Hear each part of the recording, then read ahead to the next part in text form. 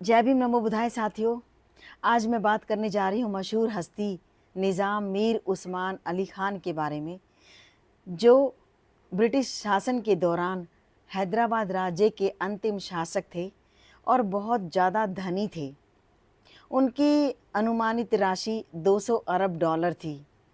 उनकी खास बात ये भी है कि उन्होंने ब्रिटिश सरकार की प्रथम विश्व युद्ध के दौरान 25 मिलियन डॉलर देकर मदद की थी और वो बहुत दूरदर्शी थे और भविष्य के लिए बड़ी-बड़ी योजनाएं बना रहे थे।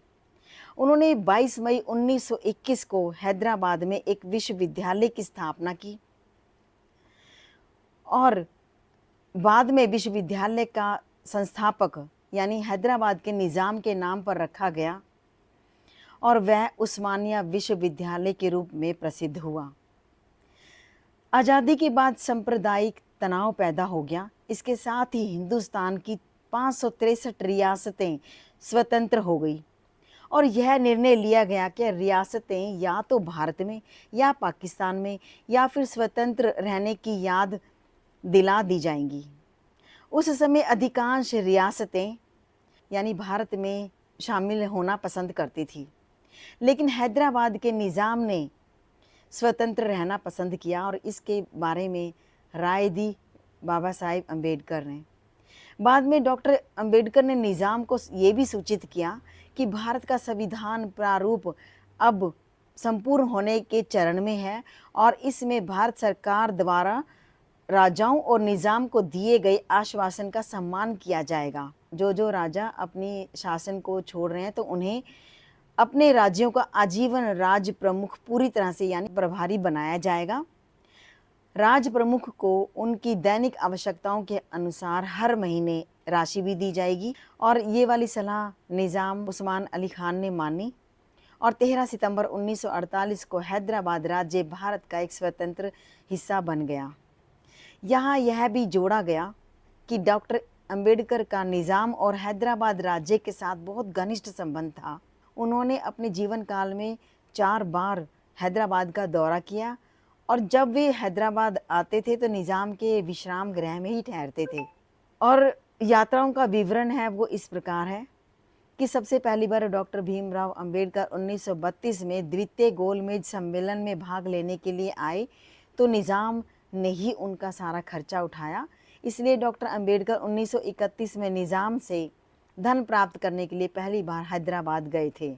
डॉक्टर अंबेडकर ने हैदराबाद के निज़ाम के मार्गदर्शन और सहायता से 30 मई 1936 को हैदराबाद में अपनी AYL की स्थापना की यानी अंबेडकर यूथ लीग की स्थापना की।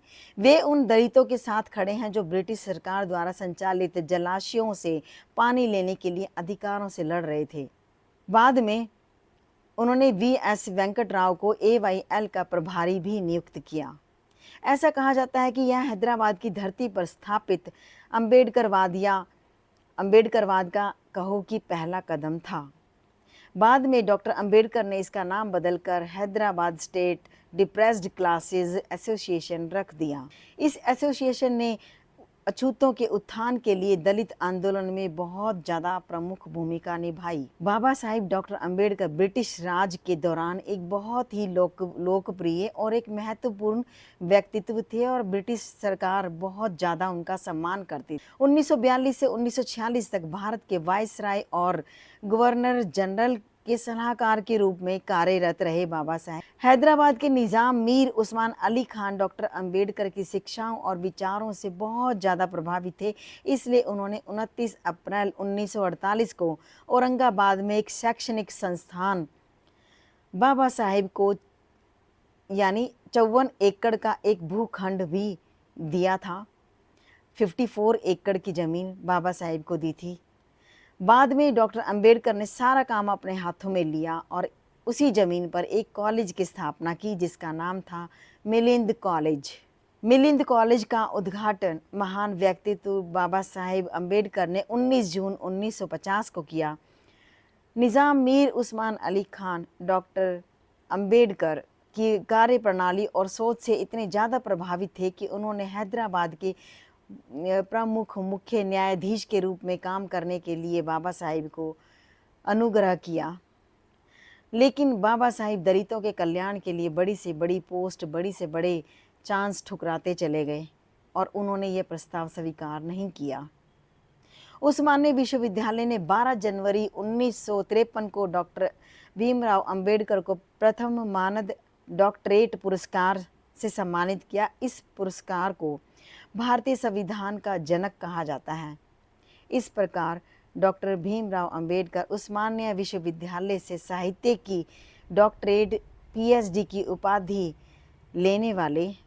प्राप्त करने वाले पहले भारतीय थे और साथ ही पहले दलित भारतीय थे। इतना गौरवशाली इतिहास है बाबा साहेब अम्बेडकर का और इतना बड़ा त्याग है बाबा साहेब का हम लोगों के लिए। धन्यवाद, आप सभी ने मुझे फिर से ध्यान से सुना। Thank you so much. जय भीम, नमो बुद्धाय।